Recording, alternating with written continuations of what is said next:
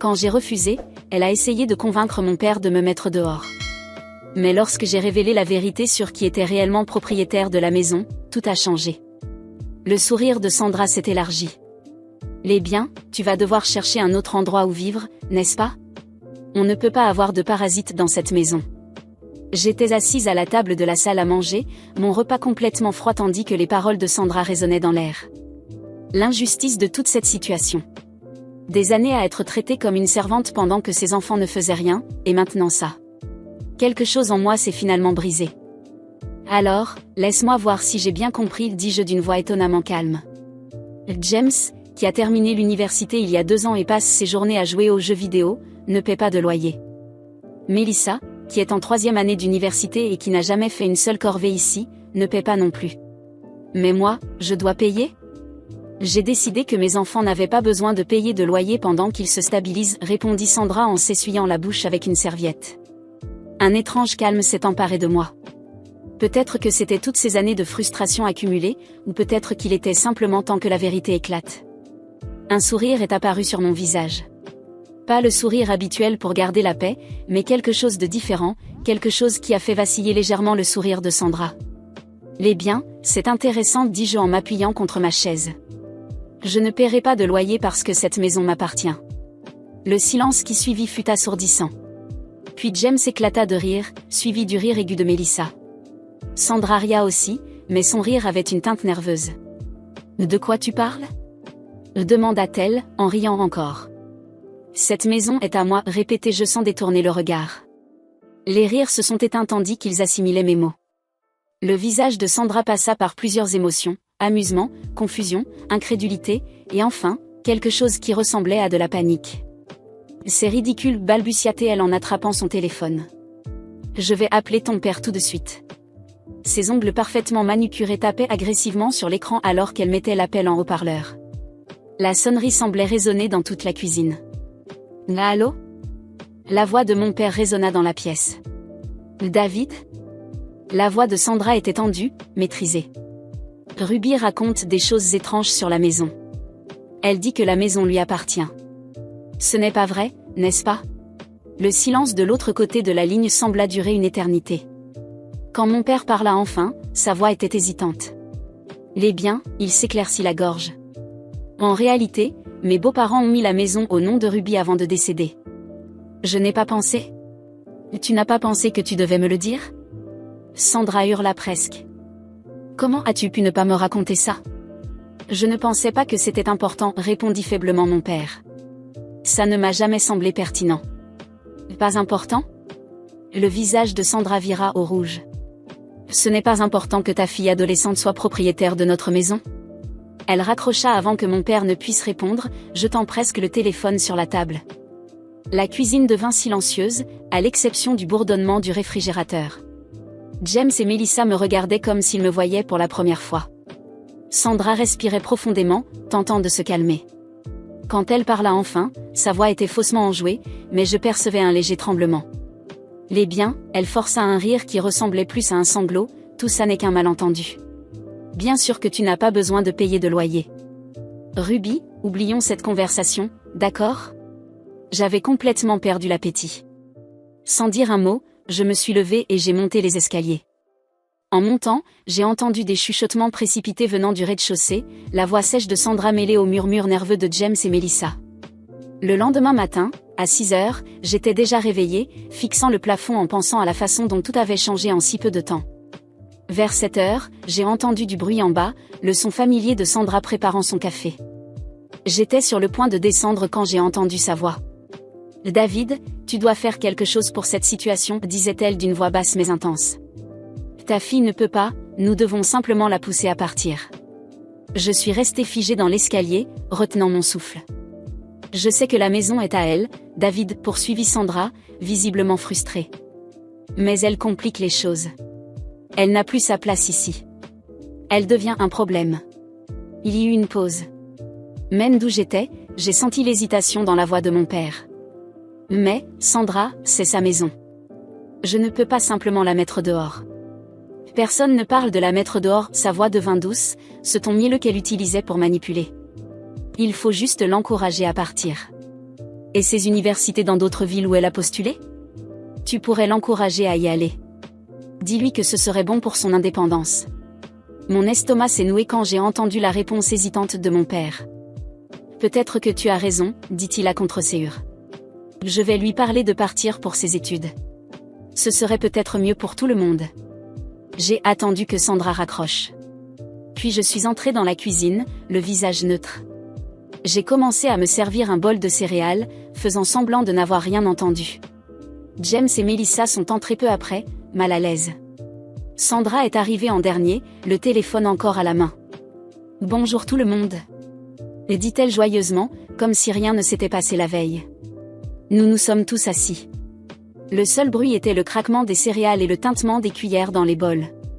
Puis, aussi naturellement que si je commentais la météo, j'ai dit « Va, et à partir du mois prochain, vous devrez tous commencer à payer un loyer. » Va, et à partir du mois prochain, vous devrez tous commencer à payer un loyer. Pendant un instant, le silence dans la cuisine était si lourd que j'entendais le tic-tac de l'horloge sur le mur. Sandra me fixa intensément, comme si j'avais parlé dans une langue étrangère. James et Melissa s'étaient figés, leurs cuillères suspendues en l'air, les yeux écarquillés, échangeant des regards nerveux. Ce fut Sandra qui brisa le silence, forçant un rire qui ressemblait plus à un sanglot. « Tu plaisantes, n'est-ce pas ?» demanda-t-elle, d'une voix presque enfantine, essayant désespérément de garder le contrôle de la situation. « Non, Sandra. Je ne plaisante pas. » Ma voix était calme, mais chaque mot était chargé de fermeté. « Vous vivez ici gratuitement depuis des années. Il est temps de contribuer. » Elle avala difficilement, tentant de retrouver son calme. « Cela n'a aucun sens. Nous sommes une famille, et... » « Nous ne sommes pas une famille, l'interrompis-je, à bout de patience. Tu l'as bien montré quand tu as exigé que je paie un loyer pendant que tes enfants vivaient ici sans lever le petit doigt. Maintenant, tout le monde sera traité de la même façon. » James souffla, essayant de paraître indifférent, mais son insécurité était évidente. « C'est ridicule. Je ne paierai rien. »« Alors tu es libre de chercher un autre endroit où vivre, » rétorquai-je, le regard fixé sur lui. Melissa, qui évitait généralement les conflits, prit la parole. « Je suis encore à l'université. Comment veux-tu que je paie un loyer? Peut-être que tu aurais dû y penser avant de dépenser ton argent en fêtes et en vêtements chers, répondis-je. Mais ne t'inquiète pas, le montant sera juste. Je peux même vous aider à trouver un emploi. » Sandra explosa enfin, frappant la table de la main. « Tu es complètement folle. Cette maison a toujours été un foyer pour nous tous.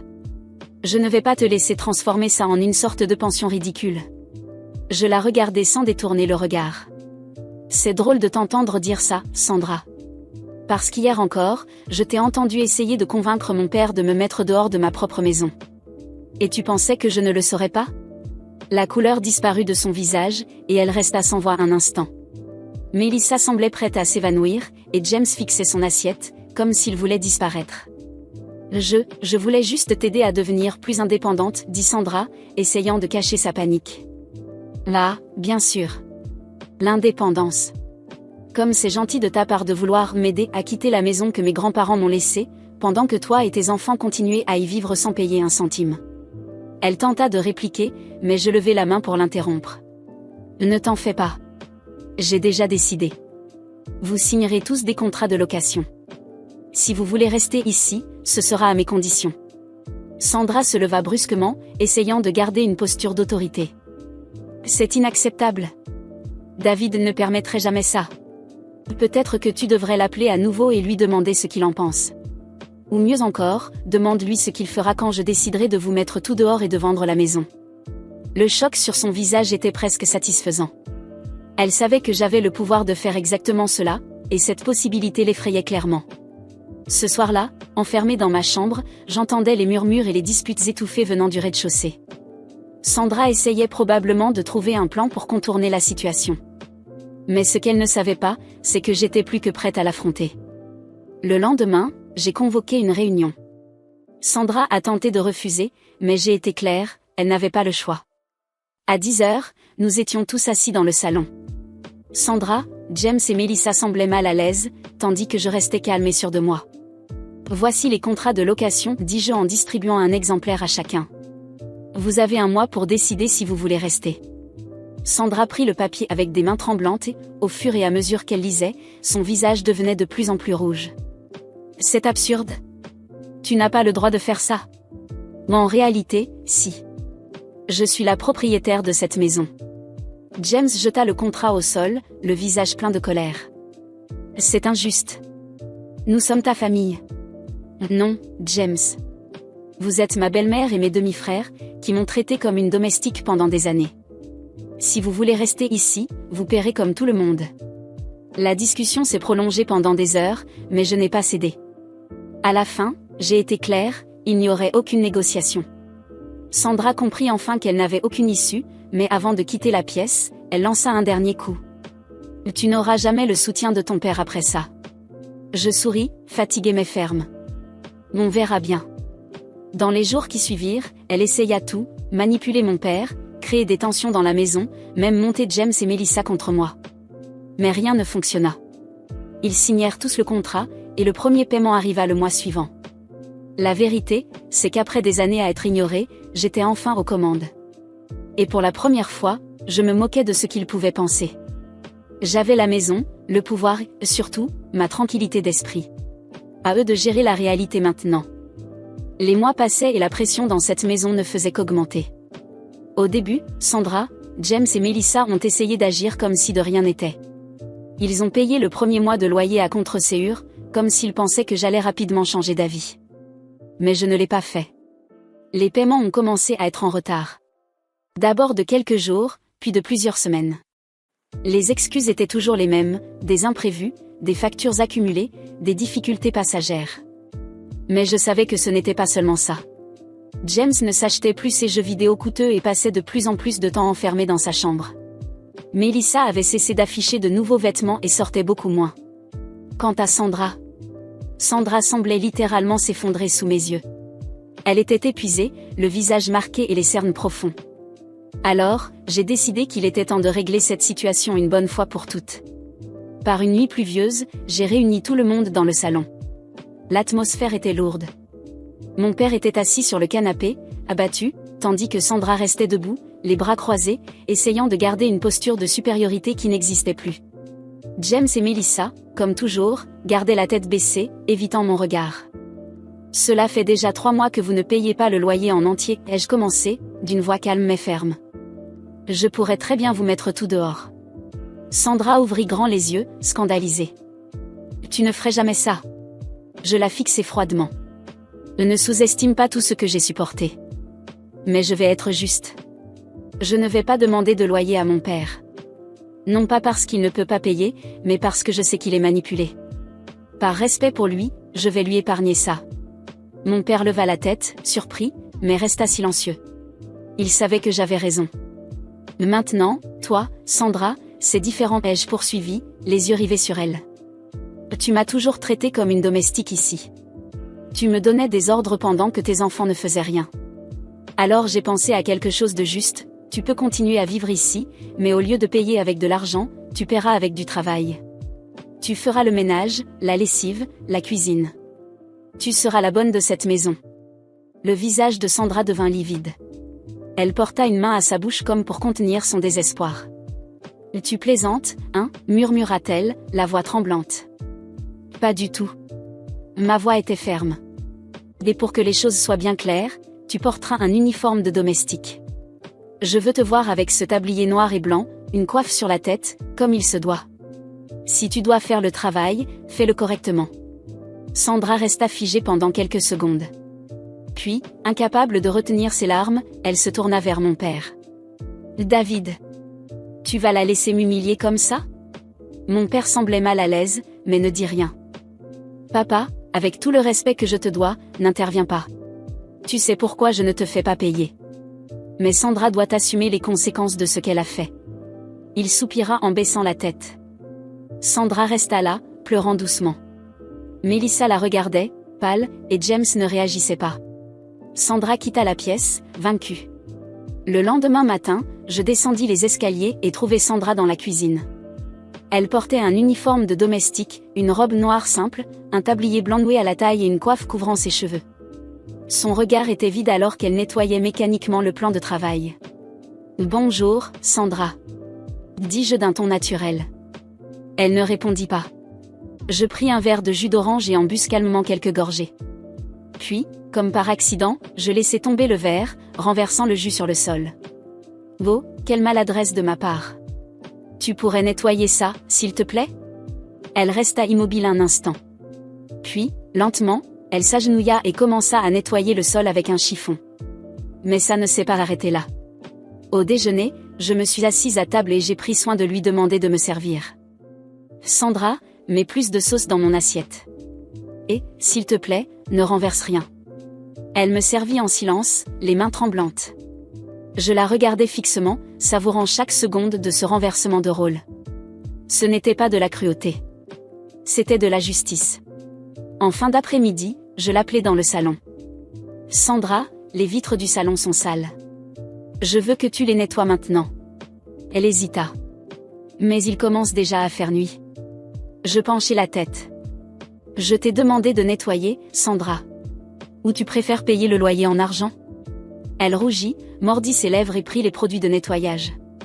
Pendant qu'elle montait sur un escabeau pour laver les fenêtres, je regardais James et Melissa qui assistaient à la scène sans rien dire. Vous pouvez aider aussi, vous savez? Ou vous préférez signer de nouveaux contrats avec un loyer plus élevé? Ils se levèrent précipitamment et disparurent dans leur chambre. Sandra continua de nettoyer en silence. Et je suis restée là, assise, à l'observer. Cette nuit-là, allongée dans mon lit, je fixais le plafond. Je ressentais une paix que je n'avais pas connue depuis des années. Ce n'était pas de la joie, ni de la méchanceté. C'était la certitude que j'avais enfin remis les choses en ordre. Et je ne le regrette pas. Sandra a eu exactement ce qu'elle méritait. Mon père a fait son choix, et j'ai fait le mien. Si certains pensent que j'ai été cruelle, qu'ils pensent ce qu'ils veulent. Personne n'a vécu ce que j'ai vécu. Aujourd'hui, j'ai enfin la paix. Et je ne renoncerai à ça pour rien au monde.